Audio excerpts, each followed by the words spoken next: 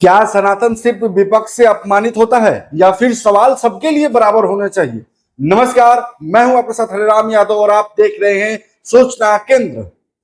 आज social media पर एक बहस तेज है। कहा जा रहा है कि राहुल गांधी और पप्पू यादव ने सनातन धर्म का अपमान कर दिया है। अगर किसी भी नेता से किसी भी बयान, प्रतीक या कृत्य से करोड़ों लोगों की धार्मिक भावनाएं आहत होती है तो उस पर सवाल उठना चाहिए, इसमें दो राय नहीं हो सकती। लेकिन लोकतंत्र का असली सवाल यहीं से शुरू होता है, क्या हमारे सवाल सभी के लिए बराबर हैं या फिर सवाल भी राजनीतिक दल देखकर तय किए जाते हैं? यही वह प्रश्न है जिस पर शायद सबसे कम चर्चा होती है। अगर विपक्ष का कोई नेता किसी विवाद में आता है तो कुछ ही घंटों में सोशल मीडिया पर अभियान शुरू हो जाता है। सनातन खतरे में है, धर्म का अपमान हो गया है, आस्था पर हमला हो गया है, ऐसे तमाम नारे दिखाई देने लगते हैं। लेकिन जब विवाद सत्ता पक्ष या उसके नेताओं से जुड़ा हो तब वही लोग अचानक शांत क्यों हो जाते हैं? यही दोहरा मापदंड लोगों के मन में सवाल पैदा करता है। उदाहरण के तौर पर जब मोदी जी से जुड़ी हनुमान जी की तस्वीर वाली पतंग की तस्वीर चर्चा में आई थी, तब क्या उसी तरह का आक्रोश देखने को मिला था? इसी तरह जब नितिन नवीन से जुड़ा बजरंग बली की वेशभूषा पहने व्यक्ति और भाजपा के झंडे वाला वीडियो सामने आया था, तब क्या पूरे देश में सनातन के अपमान की वही बहस चली थी? अगर नहीं चली तो फिर आज इतना आक्रोश क्यों?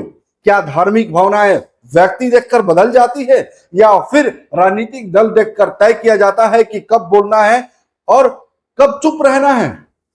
अब आइए राम मंदिर की बात करते हैं।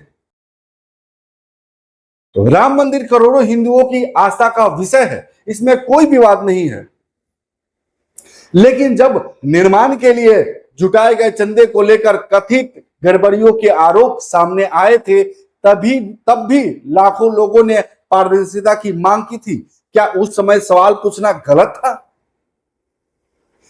क्या धर्म के नाम पर जुटाए गए धन के बारे में जवाबदेही नहीं होनी चाहिए? अगर कोई व्यक्ति यह पूछे कि चंदे का उपयोग कैसे हुआ, तो क्या वह स्वतः धर्म विरोधी हो जाता है? लोकतंत्र में सवाल पूछना और आस्था का सम्मान करना दोनों साथ साथ चलते हैं। लेकिन कुछ लोग कहते हैं जिसने चंदा नहीं दिया उसे सवाल पूछने का अधिकार नहीं। जरा इस तर्क पर सोचिए। आज भी लोग महमूद गजनवी द्वारा सोमनाथ मंदिर पर किए गए हमले की आलोचना करते हैं और करनी भी चाहिए। लेकिन क्या किसी से यह पूछा जाता है कि पहले अपने बाप दादा परदादा की चंदे की रसीद दिखाओ तब बोलना? नहीं, क्योंकि यह आस्था का विषय है। तो फिर राम मंदिर के मामले में सवाल पूछने के लिए चंदे की रसीद क्यों मांगी जाती है? क्या आस्था का प्रमाण बैंक स्टेटमेंट तय करेगा या लोकतंत्र में हर नागरिक को जवाब मांगने का अधिकार है? याद रखिए, धर्म किसी एक पार्टी की जागीर नहीं है। भगवान श्री राम किसी राजनीतिक दल की संपत्ति नहीं है। सनातन किसी संगठन की बपौती भी नहीं है।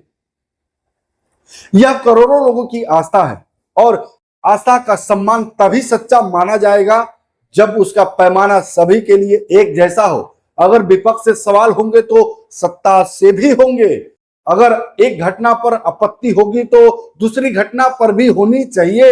अगर धर्म का सम्मान करना है तो यह चयनात्मक नहीं, सार्वभौमिक होना चाहिए। लोकतंत्र की सबसे बड़ी ताकत यही है कि यहाँ किसी भी नेता, किसी भी दल और किसी भी व्यवस्था से सवाल पूछे जा सकते हैं। सवाल पूछना अपराध नहीं है, लेकिन सवालों का जवाब देने से बचना लोकतंत्र को कमजोर जरूर करता है। आपकी राय क्या है? आप क्या धार्मिक मुद्दों पर हमारा रवैया सभी के लिए एक जैसा होना चाहिए या अलग अलग लोगों के लिए अलग अलग अपनी राय हमें कमेंट में जरूर बताएं। आप देख रहे थे सूचना केंद्र, मैं हूं आपके साथ हरिराम यादव। धन्यवाद।